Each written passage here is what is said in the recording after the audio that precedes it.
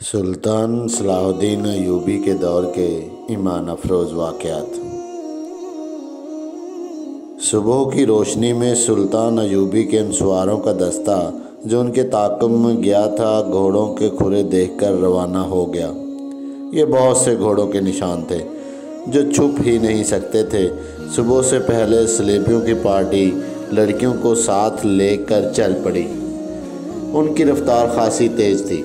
ان کے تعاقب میں جانے والوں کا سفر رک گیا کیونکہ رات کے وقت وہ زمین کو نہیں دیکھ سکتے تھے، مگر سلیبیوں نے سفر جاری رکھا۔ وہ آدھی رات کے وقت پڑاؤ کرنا چاہتے تھے۔ وہ بہت جلدی میں تھے۔ صبح کے دھندلکے میں سلیبی جو آدھی رات کے وقت رکے تھے چل پڑے۔ ان کے تعاقب میں جانے والوں کی پارٹی صبح کی روشنی میں روانہ ہوئی۔ میگنانا ماریوس نے عقل مندی کی تھی کہ وہ اونٹوں پہ گیا تھا۔ اونٹ بھوک اور پیاس کی پرواہ نہیں کرتا، رکے بغیر گھوڑے کی نسبت بہت زیادہ سفر کر لیتا ہے۔ اس سے میگنانا ماریوس کا سفر تیزی سے طے ہو رہا تھا۔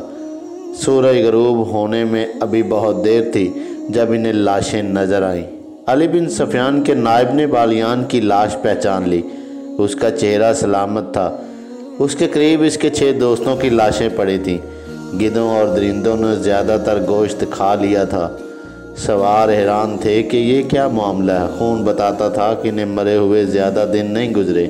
اگر یہ بغاوت کی رات مرے ہوتے تو خون کا نشان نہ ہوتا اور ان کی صرف ہڈیاں رہ جاتی۔ یہ ایک معمہ تھا جسے کوئی نہ سمجھ سکا۔ وہاں سے پھر گھوڑوں کے نشان چلے۔ سواروں نے گھوڑے دوڑا دیے۔ نصف میل تک گئے تو اونٹوں کے پاؤں کے نشان بھی نظر آئے۔ وہ بڑھتے ہی چلے گئے۔ سورج غروب ہوا تو بھی نہیں رکے کیونکہ اب مٹی کے اونچے نیچے ٹیلوں کا علاقہ شروع ہو گیا تھا جس میں ایک راستہ بل کھاتا ہوا گزرتا تھا۔ اس کے علاوہ وہاں سے گزرنے کا اور کوئی راستہ نہیں تھا۔ سلیبی اسی راستے سے گزرے تھے اور بحیرہ روم کی طرف چلے جا رہے تھے۔ ٹیلوں کا علاقہ دور تک پھیلا ہوا تھا۔ وہاں سے تعاقب کرنے والے نکلے تو رک گئے کیونکہ آگے ریتلا میدان آ گیا تھا۔ صبح کے وقت چلے تو کسی نے کہا کہ سمندر کی ہوا آنے لگی ہے۔ سمندر دور نہیں ہے مگر سلیبی ابھی تک نظر نہیں آئے تھے۔ راستے میں ایک جگہ کھانے کے بچے کچھ ٹکڑوں سے پتہ چلا کہ رات یہاں کچھ لوگ رکے تھے۔ گھوڑے بھی یہاں باندھے گئے۔ پھر یہ گھوڑے وہاں سے چلے۔ زمین کو دیکھ کر تعاقب کرنے والوں نے گھوڑوں کو ایڑیں لگا دیں۔ سورج اپنا سفر طے کرتا گیا اور آگے نکل گیا۔ گھوڑوں کو ایک جگہ آرام دیا گیا، پانی پلایا اور یہ دستہ روانہ ہو گیا۔ سمندر کی ہوائیں تیز ہو گئیں اور ان میں سمندر کی بو صاف محسوس ہوتی تھی۔ پھر ساحل کی چٹانیں نظر آنے لگیں۔ زمین بتا رہی تھی کہ گھوڑے آگے آگے جا رہے ہوں اور یہ بے شمار گھوڑے ہیں۔ ساحل کی چٹانیں گھوڑوں کی رفتار سے قریب آ رہی تھیں۔ تعاقب کرنے والوں کو ایک چٹان پر 2 آدمی نظر آئے۔ وہ اس طرف دیکھ رہے تھے۔ وہ تیزی سے سمندر کی طرف اتر گئے۔ گھوڑے اور تیز ہو گئے۔ چٹانوں کے قریب گیا تو انہیں گھوڑے روکنے پڑے کیونکہ کئی جگہوں سے چٹانوں کے اوپر جایا جا سکتا تھا۔ ایک آدمی کو چٹان پر چڑھ کر آگے دیکھنے کو بھیجا گیا۔ وہ آدمی گھوڑے سے اتر کر دوڑتا گیا اور ایک چٹان پر چڑھنے لگا۔ اوپر جا کر اس نے لیٹ کر دوسری طرف دیکھا اور پیچھے ہٹ آیا۔ وہیں سے اس نے سواروں کو اشارہ کیا کہ پیدل آؤ۔ سوار گھوڑوں سے اترے اور دوڑتے ہوئے چٹان تک گئے۔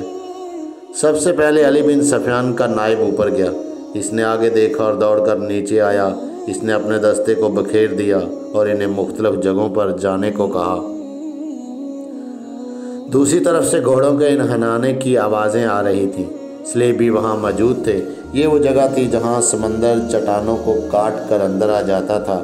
اس پارٹی نے اپنی کشتی وہاں باندھی تھی۔ وہ گھوڑوں سے اتر کر کشتی میں سوار ہو رہے تھے۔ کشتی بہت بڑی تھی۔ لڑکیاں کشتی میں سوار ہو چکی تھیں۔ گھوڑے چھوڑ دیے گئے۔ اچانک ان پر تیر برسنے لگے۔ تمام کو ہلاک نہیں کرنا، انہیں زندہ پکڑنا ہے۔ بہت سے کشتی سے کود گئے اور کشتی کے چپو مارنے لگے۔ پیچھے جو رہ گئے وہ تیروں کا نشانہ بن گئے۔ کشتی میں جانے والوں کو للکارا گیا مگر وہ نہ رکے۔ وہاں سمندر گہرا تھا، کشتی آہستہ آہستہ جا رہی تھی۔ ادھر سے اشارے پر تیر اندازوں نے کشتی پر تیر برسا دیے۔ چپوں کی حرکت بند ہو گئی، تیروں کی دوسری باڑ گئی، پھر تیسری اور چوتھی باڑ لاشوں میں پیوست ہو گئی۔ ان میں اب کوئی بھی زندہ نہ تھا۔ کشتی وہی ڈولنے لگی۔ سمندر کی موجیں ساحل کی طرف آتی اور چٹانوں سے ٹکرا کر واپس چلی جاتی تھی۔ ذرا سی دیر میں کشتی ساحل پر آ گئی۔ سواروں نے نیچے جا کر کشتی پکڑ لی۔ وہاں صرف لاشیں تھیں، لڑکیاں بھی مر چکی تھیں۔ بعض کو 2 تیر لگے تھے۔ کشتی کو باندھ دیا گیا اور سواروں کا دستہ محاذ کی طرف روانہ ہو گیا، کیونکہ کیمپ دور نہیں تھا۔ جاری ہے۔